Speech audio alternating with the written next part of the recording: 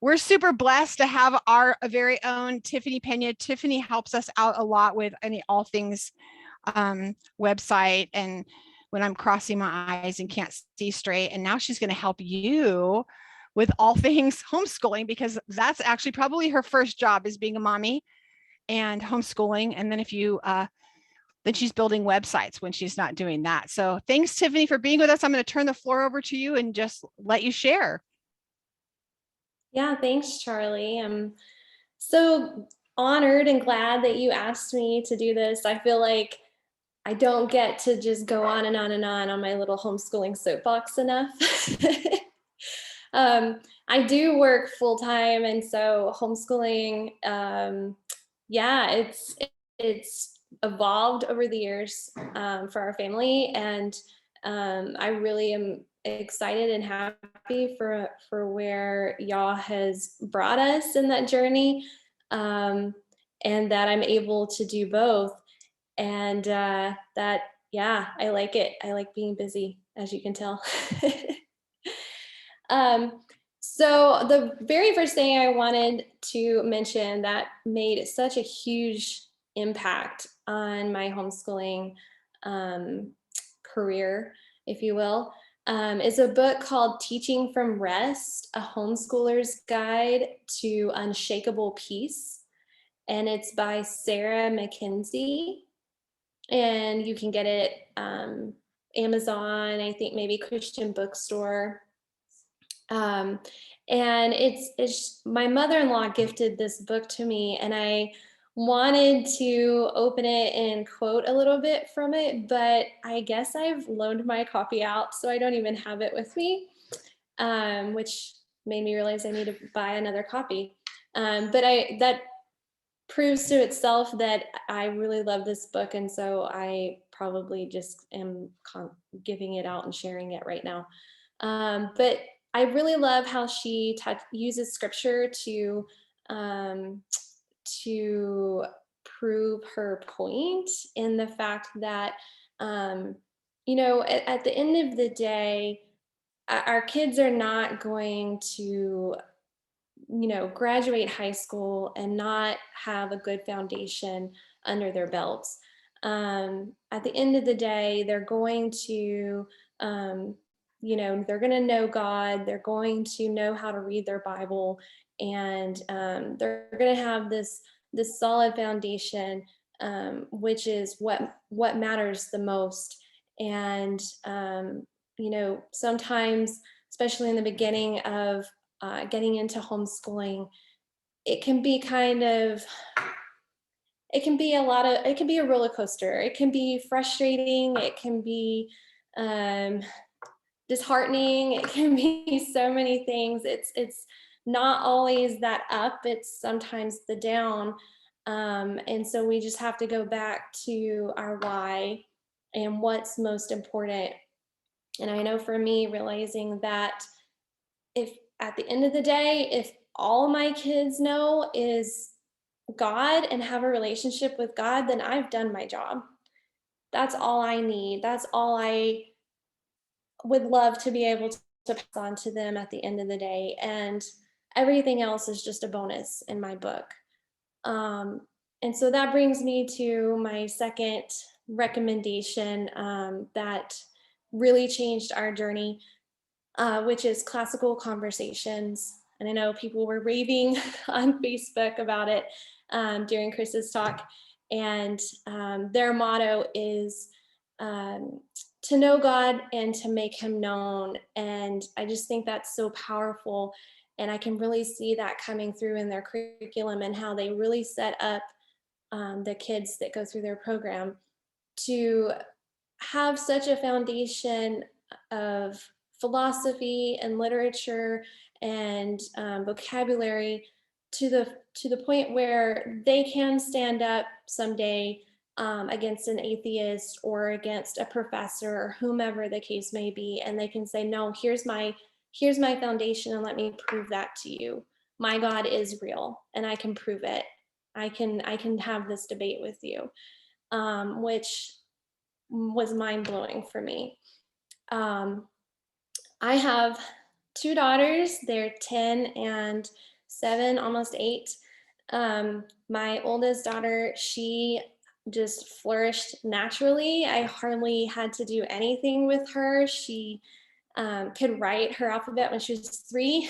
She just mind blowing. She taught herself how to read, and to this day, she flourishes without me hardly having to do anything. So, I I just glorify God for that one because man, she has made it really easy on me. My second child, I was mentioning in the comments earlier, she learned how to read using Reading Eggs, which is an app. And she is a visual learner. She thinks completely differently than most people in our family. And I've had to learn how to really adapt to that and say, okay, what is her learning style? How can I teach her what she needs to know, or how can I help her in these areas she's struggling in? And, kind of just figuring that out just through trial and error has been a huge part of that. Um, but when my oldest daughter would have been, she did see, it would have been first grade because kindergarten, like so many people have said, I didn't really use a curriculum. I just kind of taught her, generic phonics and different things like that. And so when she was going into first grade, I said, okay, I need to get curriculum. I need to do this and that. And so we got all these workbooks. I mean, stacks of workbooks. And I was like, okay, we have to do so many pages a day, and we have to get through this curriculum. And here's how I can break it down so I can know about how much we should be doing. And oh my gosh, my daughter was in tears. It just was awful. It was not making her happy, and that was not making me happy. I didn't know like what it was doing to our relationship. I didn't want to be that mom. I didn't want to be the naggy, you need to do your schoolwork person. And she, even though she's this flourishing, loves to learn little child, it was breaking that spirit. And I remember one night she was just laying in her bed, just crying, just out of frustration. And I just sat next to her and was just like, oh, just praying, God, what do I do? I don't even know what to do at this point. And just help me, Father, figure out what should we do? And for some reason I thought, oh my gosh, I just need a mental break. So I just opened my phone, I went on Facebook, and there was an ad for classical conversations, something I had never heard of before. And so I called the local director and had a conversation with her, and she told me a little bit more about it. And I said, you don't have to tell me anymore. I will sign the dotted line right now. Um, and, we've loved everything about it ever since. And even my daughter, who is not as strong in learning, has been able to um, flourish in her own ways and in her own areas and not get left behind, and not feel out of place when she's in that co-op or that community. She, everyone there shares in a similar passion and a similar love and faith. And so I feel like it's a safe place for her to come. But even, I understand classical conversations is not for everybody, and I don't want to be here to be like a salesperson for classical conversations by any means.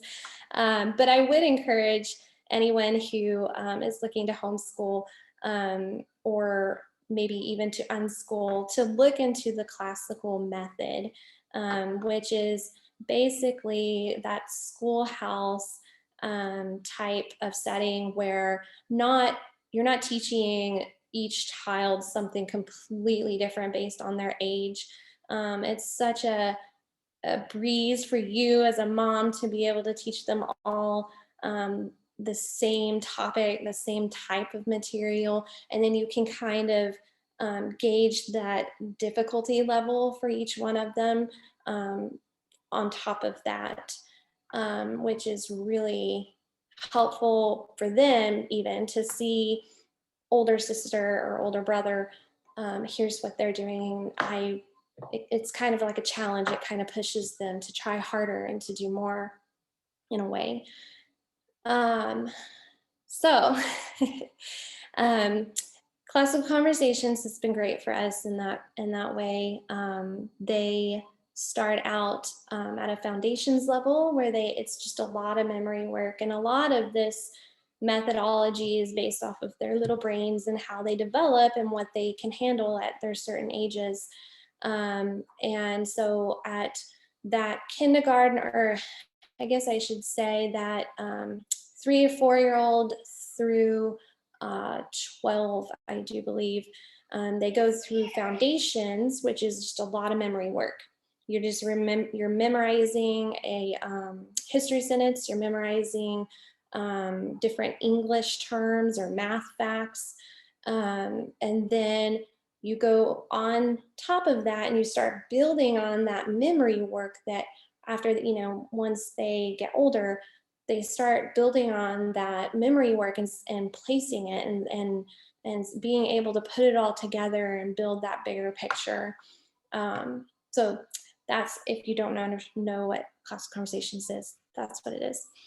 That my next recommendation is Timberdoodle, and I had to throw this in because I think it's not only just the cutest little website, but I, being a tech person and being in tech myself, I feel like it's so important for us to expose our kids to STEM, which is science, technology, I'm gonna botch this, something else, but they have a lot of products on their website that are really cool for teaching and introducing those different things. And I know I feel like a lot of our world is going to technology and technology jobs.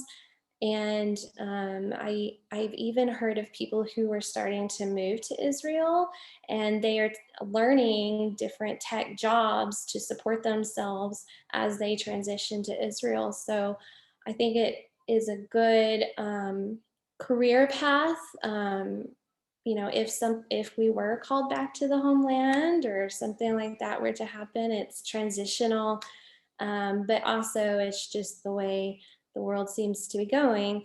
And it's great because you can homeschool and work from home as well.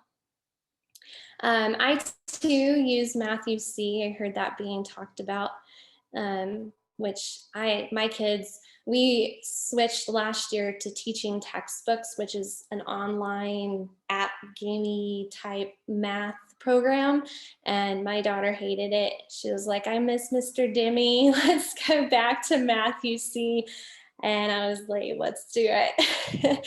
So I really like it. I can put on the little clip. It's just Mr. Dimmy teaching a little 10-minute little intro into the lesson, and then my kids fly through their lessons. They really love the layout of the workbooks. They love that they can go through the lessons super fast. It makes them feel like they're accomplishing a lot in a short amount of time, which works great for me because I don't want to struggle with get your work done. My next recommendation, I love this recommendation so much. It's called The Story of the World. And it's a history set of books. They do have workbooks. We haven't done the workbooks ourselves. I read to my kids every night as they are in bed. And The Story of the World is something we go through because it kind of lines up with how Classical Conversations teaches their history. And so once a year, we grab one of the books out of the set and go and read through it. But basically, it's a history book, and especially the first one being that it's ancient history. It lines up what's going on in the world at the same time as major biblical events, which I thought was just absolutely amazing. I have learned myself so much that I had no idea, and it's stuff that you don't really learn in school, I think. So I thought that was really, really great. Another really great book, since I'm throwing all these books out there, is The Well-Trained Mind. And that is a really excellent book for just kind of judging, like, where should my kid be at this age and what should I be teaching them? And I feel like this book is really well put together in the fact that it's not trying to put a lot on the homeschooling parent. It's not trying to push a lot on the kids. I felt like it was really well laid out, really well designed, just to give you a guideline of, okay, my kid is 9. What kind of writing programs should they be doing at this age? And it's a really thick book, but don't let that discourage you. Not all of it will pertain to you at one time. So I thought that was a really great tool. So the other part of classical conversations is when the child turns 9, they will also attend a second class in the afternoon once a week with that community day, or however you decide to do your classical conversations, I guess. But they will attend a class for writing. But you don't have to be in classical conversations to partake in this curriculum, which I think is amazing. And it's called Excellence in Writing, and it's IEW.com. And this writing program, I felt like, wow, when my daughter started it last year, I could not believe the papers that she was pushing out by the end of the year. She went from never having written a paper before to writing these just mind-blowing papers that, I mean, it would put some of my stuff to shame as an adult. And so it's Andrew Pudwise, the guy who leads the program. And you can purchase the little DVDs that go along with the program, and they're absolutely great. They teach you, he teaches you all about, like, here's what you should do if you have a boy and he just sits there and stares at his paper and says, I don't know what to write. And I mean, he has so many brilliant ideas of how to go about it. And basically the kids will write a keyword outline, and it's basically like doodling and little short word. It's like teaching them kind of how to take notes and preparing them for college, I would say.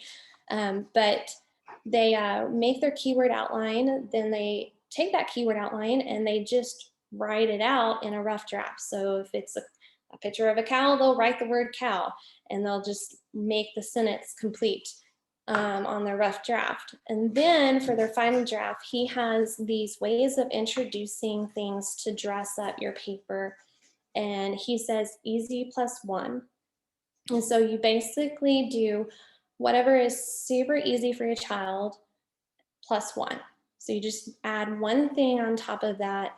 So it gives your child a little bit of a push, a little bit of a challenge. Yeah, it's amazing. It's in a really great program. I also was going to bring up Charlotte Mason. I don't know if anybody's talked about that yet, but Charlotte Mason, if you're trying to figure out what kind of homeschooling program you want to do, like I mentioned, classical education earlier, Charlotte Mason is very similar to the classical method, and it was invented by Charlotte Mason. And so you can go on simplycharlottemason.com and you can read more about that. But yeah, it's a really neat method also. And yeah, we would probably do something along those lines if we weren't in classical conversations. And then lastly, book-wise, I know I've thrown a lot of books out, if that's okay. My kids have started using these pre-script cursive books, and you can get them out like a Christian bookstore. You can get them on Classical Conversations bookstore. But basically what it is it's a cursive writing book, but it also uses history or Bible verses or poems. And so you're basically copying down these sentences in cursive. So you're kind of knocking out 3 different subjects in one assignment, which I'm all about. And so my kids will do handwriting, their history sentences. They're also writing, practicing like, this is a capital letter, this, they make sure you have your period on the end of your sentence or what have you, which I think is amazing. So I thought that those were great learning tools, and they really work. My kids love to write in cursive, and now they doodle in cursive all the time, and which makes me happy because they're practicing their handwriting, which they could always improve on, I think. And so that's pretty much all of my book recommendations. I also wanted to bring up the half100acrewood.com blog, and that's half100acrewood.com. And they have really amazing different printouts and things that you can use that I think is really cool. I've used some of her stuff before. Some of it I think she charges for, but it's not a lot. And even just kind of looking through her curriculum kind of inspires me sometimes for what I want to teach on, or what I want my kids to learn that day or that week or what have you, which I think is really cool. Sometimes I just need inspiration. But yeah, I think the biggest thing for us was just realizing that we just needed to come at it from a laid back standpoint and not feel like we were trying to replace public school with school at home. And once I realized that, I don't have to public school in my house, I don't have to have them sitting in a desk all day. And once we kind of got past that, we really have been more successful. And I think keeping in mind too the fact that I just want my kids to have a love for learning, and I don't want to squash that. So if I feel like we're pushing to that edge, I kind of back off a little bit, because when they have that love for learning and that drive, then they're going to continue learning throughout their life. But even as kids, they want to learn, and they want to just seek information. My 10-year-old, she, it was funny. I think Chris was the one that said something about talking to the trees, or maybe it was you, Charlie, but the trees talking to one another. My daughter will come and just tell me random facts like that. And I'm like, how do you know all of this? But it's because she loves to learn, and she's a little sponge, and she's constantly just taking in information. And I think too, like, like I said, I work, and so I try to come up with ways that I can teach them, but not necessarily be standing in front of a whiteboard teaching them. So we utilize YouTube videos a lot, and Prime Video, whatever we can find, Magic School Bus. And so like today, my kids watched YouTube videos on how movies are made.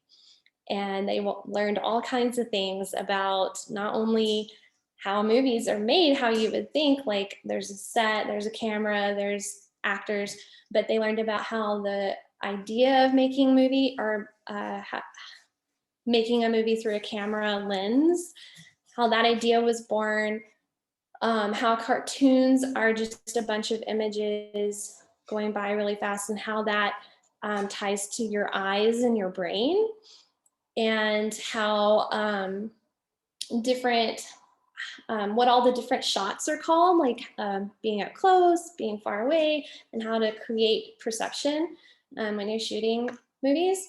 And I thought that was really cool. I learned a lot myself.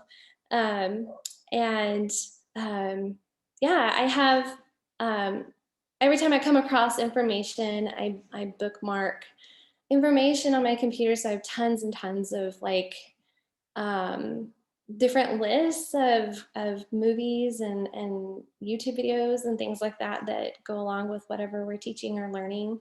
And so I know tons of that information is available online, or you can join Facebook groups, and people are always sharing stuff, which is really cool. And also, we use a lot of games to make learning fun in our house, and which I know a lot of homeschool moms are shaking their head. Yeah, so a couple of things I could say that we've done that was really successful. So we took Jenga blocks and we wrote on the Jenga blocks all their different subjects of memory work. And when we're playing Jenga, whatever block they pull, they have to tell me a memory fact from that subject. So if it's like science, I'll say, okay, what is a part of the skeletal system, or whatever the case may be, and they have to recite that for me. We also, during my kids kind of got hooked on apples and honey during Yom Teruah one year, and so I took apples and put them on toothpicks and drizzled honey over them, and I made them stand way back away from me. And I would ask a question, and whoever raised their hand first got to answer. And if they got the answer right, they got to take a step forward. And so whoever got to me got to get an apple with honey on it. And they really enjoyed that. And I noticed some other things that they've done, in community co-op, bouncing balls back and forth to recite stuff. Yeah, there's tons and tons of games that you can play and make it fun, and it doesn't have to be sitting at a desk and doing worksheets all day, which is really fun.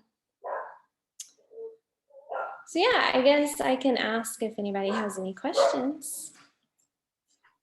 That is a lot. That is like such great. I posted back and forth anything that had like a link that I could find. I tried to cut and paste it, and then plus, you have a resource sheet that we'll get to everyone. But so with for overall, when you first got started, what would you say was the first hurdle that you realized?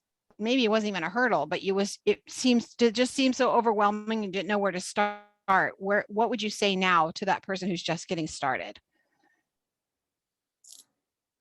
Trust God. Trust God.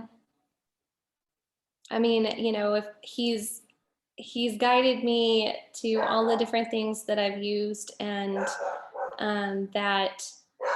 yeah, sorry, my dogs are going crazy. I don't know if you can hear them. I think just like I said, that Homeschooling from Rest book is amazing, and she talks so much about just coming from a different standpoint, and I think gosh, I could just soak in that book. So I definitely would recommend that book, and to trust God, and just know that at the end of the day, I know a lot of people, their why is, well, I don't want my kid to go to public school, or it would be hard because we're Torah observant and we have all the feast days. But I think on the flip side, I think you have to think about the positive too. And at the end of the day, what do you want your kids to know? What's the most important? Because not all the time, not all the time are you going to get all the sheets done that you wish you could, or that you all the subjects you would love to teach, or all the different things you want your kids to know, because there's just a plethora of information out there. And I think that um, at the end of the day, if you instill that love of learning, they're going to go on to continue to learn. Yeah, that's really good. That's really good. It's funny because I'm getting text messages from my daughter who's asking me a question. She's like, yeah, after 30 minutes, 15, 20 minutes, it's all she can sit for. And then she's so bored. We pretty sure she has ADHD, or at least something, some of the A's, an AD something. And so we're like, and I'm texting her, don't make her sit longer than 20 minutes. It's okay. I'm like feeling all free now. Hey, don't make her. She doesn't have to. So there's some things on here, like when you ask about the timber doodle, Chris is saying that you guys have probably used all the same curriculum. She's pretty sure that she used that for 2 years. And then Erica asked engineering and math with a question mark. Erica, do you want to unmute and like ask that question specifically? Do you have a specific question? That was the rest of STEM that I was missing. STEM stands for science, technology, engineering, and math. Yeah, thank you. Gotcha. Oh, engineering math, got it. Yeah. Yeah, that's fun. And it's really great because there's ways to do that. I know, like with finding the ways that your kids, the things that they like, and incorporating the STEM, all the STEM issues in there. Because a lot of times, as we all know, little girls weren't taught the STEM things as strongly. We weren't encouraged to be engineers, right? And now we can encourage our daughters to be engineers, and still be great mommies, and still they can still do great things. They can still think like an engineer. We can still teach them biblical concepts and biblical principles, and what a great engineer the Holy One is, right? I mean, hello, the creator. What a great engineering concept to go through creation and talk about some of the STEM. You can incorporate that, especially when they're younger. But hey, why not even when they're older? Putting the numerology that goes along with Hebrew. I mean, there's some stuff right there. You can put some math in there. Just how do you put a word together, and how many each letter equals how many, whatever, you know what I'm saying. What else? We've done the same thing. Yes, Chris says he will make a way where it seems there isn't one always. Ruth Camargo is saying over here on Facebook, yes, focus on the core foundation and what is essential for your family. And Amber Hawk says, yes, I have 2 atypical kiddos and one has dyslexia as well. We keep our lessons short and sweet. Yeah, absolutely. She also says that they do the same thing whenever my kids ask a question that I can't answer. We jump onto YouTube and watch tons of videos on it. Yes, love it. Yes. And I think it's so humbling too to be able to say, you know what, I don't know, but let's go find out. Let's do a quick search, and I try to pause whatever I'm doing when they ask questions, because I don't want to squash that. I want to go help them get answers for sure.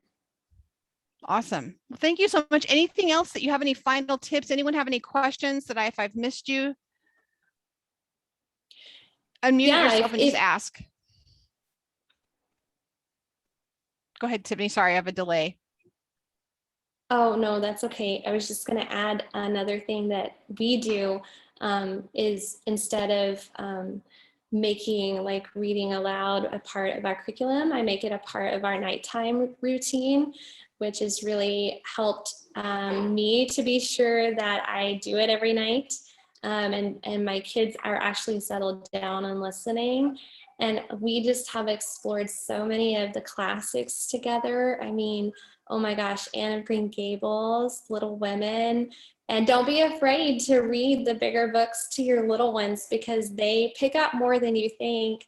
And it will expound their vocabulary like you wouldn't believe. That's awesome. That's interesting, because I know that when a lot of people, I heard you say, I read to my kids at night. I'm curious how many on here just say, yes, I read at night. Yes, I want to hear who's reading at nighttime.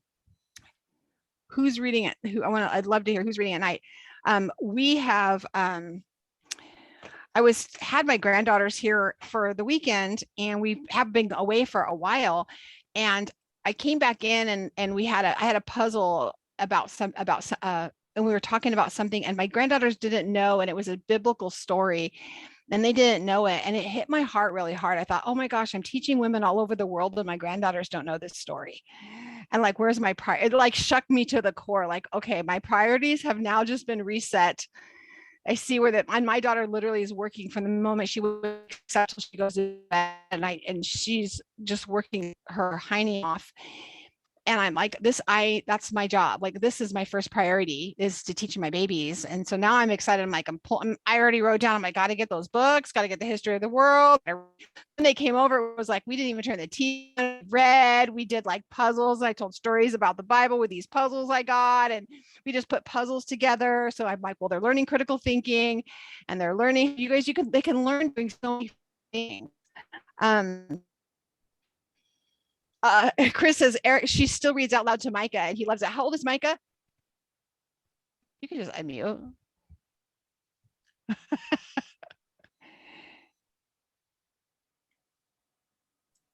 He's 13. I think that's cool. Yeah, so we usually do devotions together as a family, and we have a series that we're reading called The Secret of the Hidden Scrolls, and it's written for 3 through 6th grade, but he still listens to it with us. He enjoys it. That's great. Yeah. We listened to an audiobook as we went on a short little weekend trip, and even my husband was just so into it. He was like, we had to keep listening. He kept pushing play. And it was like just a children's, it's called The Hatchet, if anybody wants to check that one out. It's really great. But also, I was going to say something else I forgot. Go ahead. No, I love that you said don't be afraid. Erica says her kids love Hatchet. Ruth Camargo says that they're just finishing up the Diary of Anne Frank. And you have littles. Ruth has the gamut. Ruth, type in there what your age, the ages of your children that you That's are. Great. Yeah. Christy says, yes, me, she reads, Amber's reads, Ruth's reading.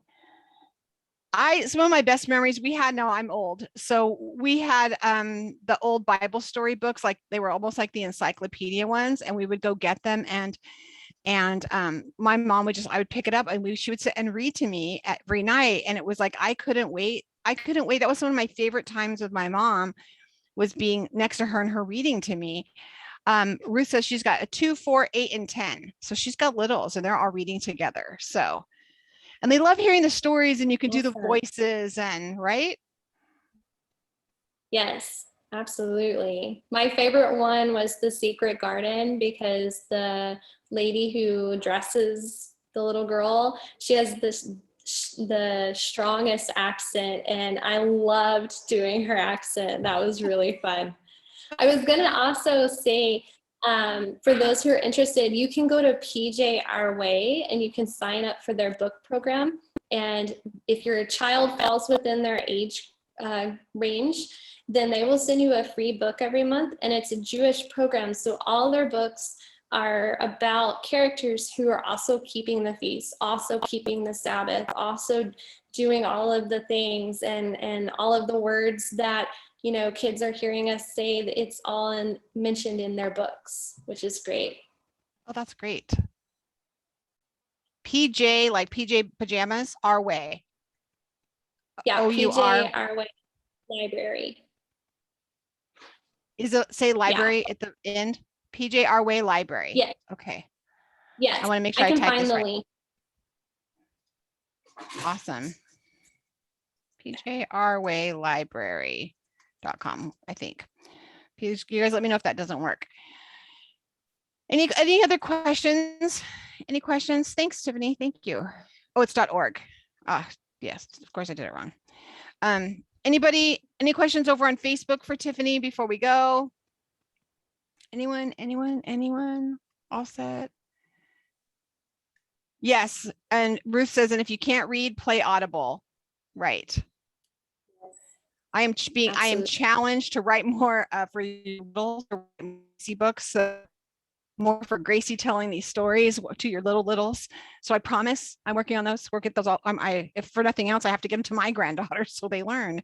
So they learn how to use the words, right? So that those words are something they're used to and know that that's part of who they are. So thank you, Tiffany. Anyone else? Erica, do you have anything to add? Kimberly, do you have anything to add? You're already on here. Anyone else? Nope. Everyone's good to go. Is that a B, or are you saying B or P? What are you? Pig? What? Or balloon? Yes, I love it. And we have our secret handshakes now. Erica says Chris Jasher got to hear a Gracie story by Charlie in class. Yeah. I have to tell you, it was really funny. I've had a few ladies that I've got to meet when we're writing. They didn't care if they met me. They wanted to meet Gracie. And I have to find some like animal friendly ink to do the paw prints for her to sign their books. So the next one is about the creation. And so then and then Noah's Ark, I think after. Actually, I think I'm going to do Jonah. That's what I couldn't sleep till 3 a.m. writing that in my head. So will be fun. Okay, love you guys. Have a great night. We will see you tomorrow night. We'll be at 8:00 Eastern Standard Time. Jane Diffendorfer is going to be sharing with us tomorrow night. So does she have 10 kids? I think so, right? Erica, do you know? Who knows? She has a lot. She's had homeschooled all of them. And so again, a great resource. We're looking forward to her giving us her expertise. I think she's here tomorrow night at 8:00. And we'll be recording it as well. So you can welcome to share these with your friends.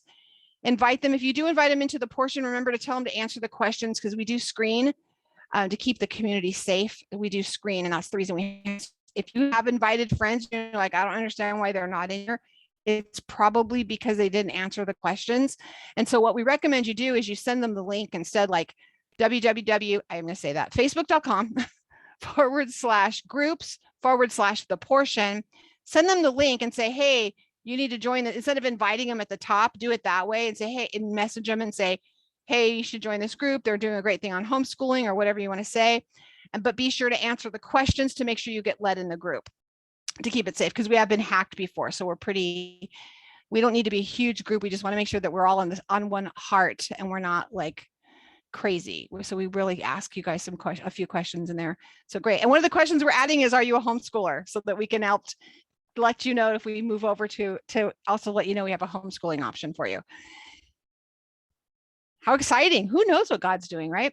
Okay, guys, have a great night. Love you and mean it. Anything else? I told them hopefully we'll stop by and they can hear. Oh, great. All right, guys, have a great night, and we will see you tomorrow. Thanks again, Tiffany. Thanks, Chris.